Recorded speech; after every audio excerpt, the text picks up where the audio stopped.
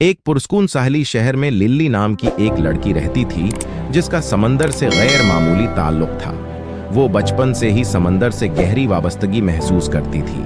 अक्सर अपने दिन चट्टानी साहिलों की तलाश में और चट्टानों से टकराती हुई ताल की लहरों को सुनने में गुजारती थी। एक धूप वाली दोपहर समंदर में तैराकी करते हुए लिल्ली को अचानक और गदार रपटाइड का सामना करना पड़ा।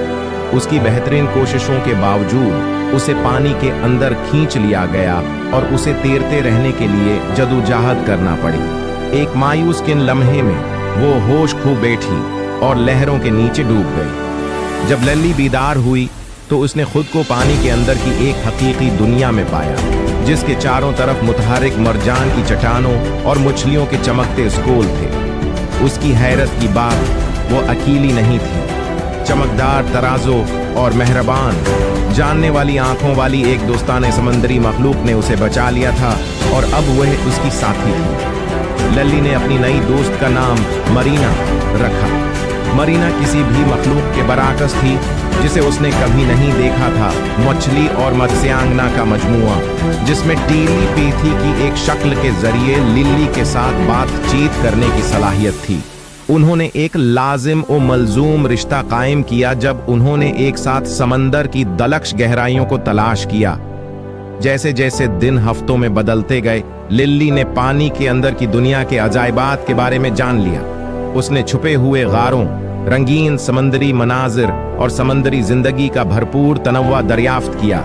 मरीना की रहनुमाई के साथ उसने जाया शुदा मलबे को साफ करके समंदर के नाजिक तवाज़ुन को बचाने में भी मदद की। लेकिन लिल्ली लहरों के ऊपर दुनिया के लिए तड़प महसूस किए बगैर मदद नहीं कर सकी।